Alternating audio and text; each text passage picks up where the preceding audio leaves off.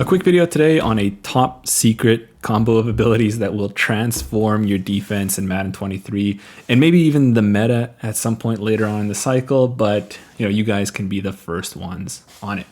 And at its most basic level, all it really is having edge threat and double or nothing on your edge rusher for him to get super win animations on every single snap. Now, there are of course ways to optimize things even further and notes on how to block this for when it comes up against you in the future. So let's get into it.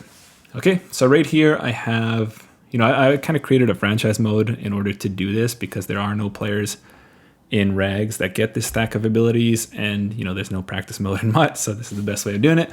So I went to one of the edge rushers here on Baltimore, Tyus Bowser, and I put double or nothing and edge threat on him on here. So obviously that's, if you're playing Ultimate Team, obviously that's a lot of ability points.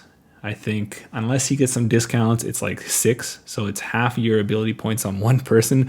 But I think it's worth it because on every single passing snap, he's going to get this super win animation. And, unless you get that ball out quick, he's going to get in for a sack. And, I'll just show this over and over again. He comes in through. Third snap in a row. Actually, I missed one. I had to reset his X factor, but essentially third one in a row. He beats his guy, I have to throw it away. Fourth one, let's do it again. He beats his guy, I have to throw it away. And I assure you, the ratings don't matter. So it can be a 99 pass blocker and your edge threat can be, 80 pass rush. So obviously that's not realistic. Like you can't get that ability for 80 pass rush, but whoever I have here at right tackle, it really doesn't matter. Your guy is going to win every single time and you're going to get that great passive pressure.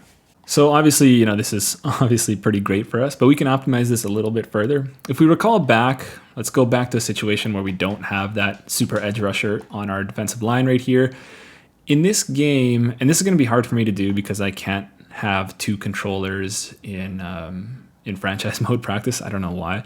But if you rush fewer than 4 guys in this game, they essentially have a 0% chance of winning. So you have to rely on random disengages and things like that. So if they snap the ball right here, none of these guys will win. So if you want to have 8-man coverage, the quarterback essentially has all day in the pocket unless you get some random disengage at the end there.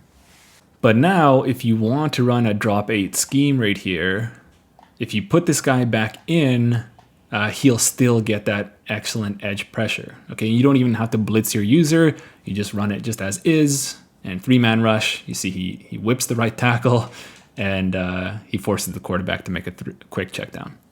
Now, obviously this is nice, but maybe it's a little bit exploitative. Like you can get really crazy with this. Like you can drop all these other guys into whatever zones. Obviously, you'd never do this and I'd never encourage you to do this. But if you drop 10 guys in, he still wins. Okay, but from there, the quarterback can scramble, obviously. So you would never want to do that, but it's crazy how it still works.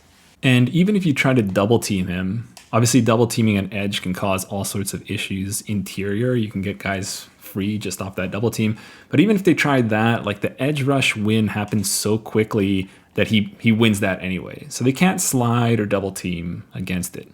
So where does it falter? So this is good to know if you're using this, and there's also good to know if you're planning on blocking this in the future here. So number one, this won't work once your pass rusher runs out of pass rush points. Okay, I can't really show it here because I don't have 2 controllers, but the little pass rush meter that he has above his head, when you click onto that guy, if he's down to the minimum, which is just 1 before the snap, he's not going to get this win. Okay, because you need at least 2 for that double or nothing to kick in. Okay, so that's really important. So you may go crazy with this guy and add another 1 or 2 AP on something like BOGO, depending on which pass rusher you get. And by the way, if you're playing Ultimate Team, I think there's only like 3 or 4 different edge guys that can get this stack of abilities. So get those guys while you can. I think those can be really, really powerful for you. But so keep an eye on that. If they're losing their ability points in the run game, they're using pass rush points on that. That's going to make it so you can't do that. But again, if you have BOGO or something like that, or even if you just take him out for 1 snap or 2, like put him on a contain or something like that, he can regenerate those points, and you can still be able to get a good pass rush. The other thing, obviously, if they have edge protector, So as of right now, I don't see a lot of people online using Edge Protector, but if they do, that's taken out. He can't do that. Edge Protector does his job, and the offense is good to go again. The other thing is blocked running backs. So if it's a situation like this where my edge rusher is on the right and the blocked running back is on the left, often, he can't really do anything. He's too late to cross over and help on that. But, my edge guy has lit up right now, but by now we know that there's no difference between the X factor and what's going on with the double or nothing combo stack right here. But if the running back's on that side, he can do a much better job of picking that guy up.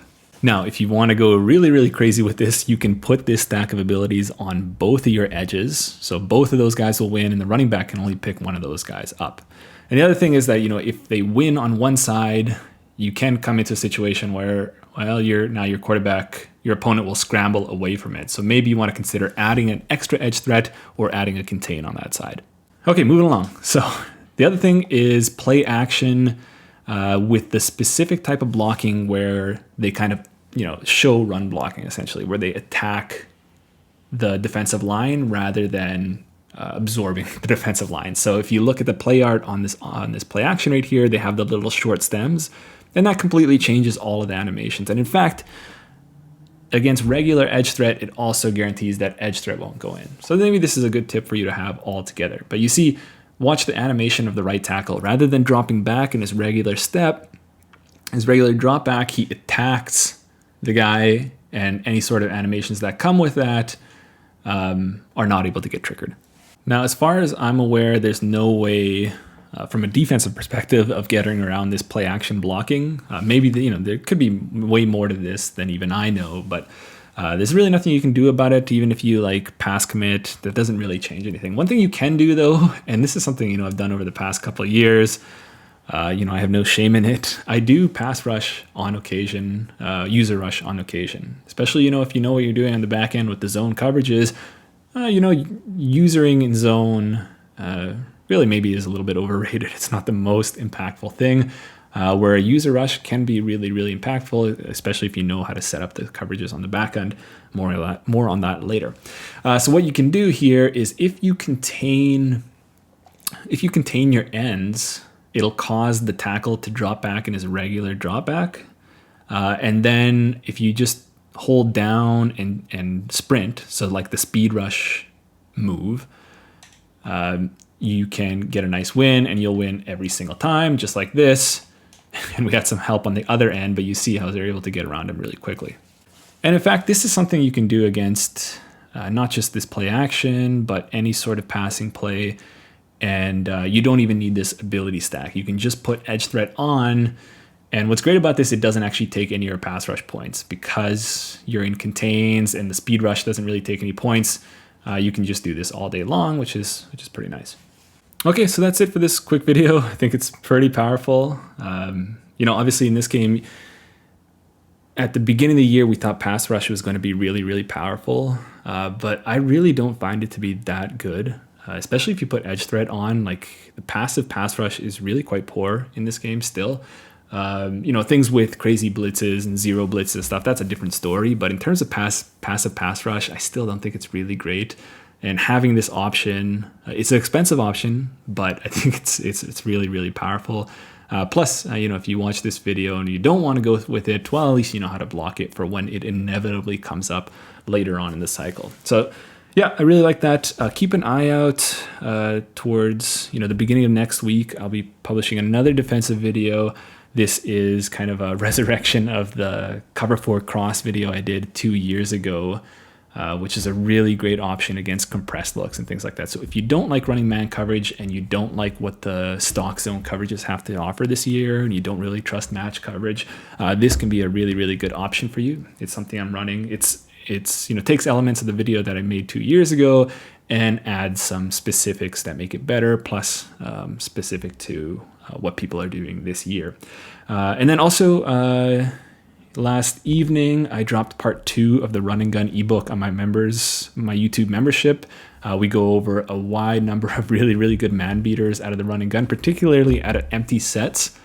I think empty is a great way to unintuitively attack cover zero. Lots of great routes, lots of great spacing, and it really puts the user in a bind, a difficult bind where they really have no choice but to only send 5 or less. So yeah, keep a lookout for that. Join the membership if you're interested in that. Otherwise, enjoy this video and keep a lookout for cover 4 cross in the next one.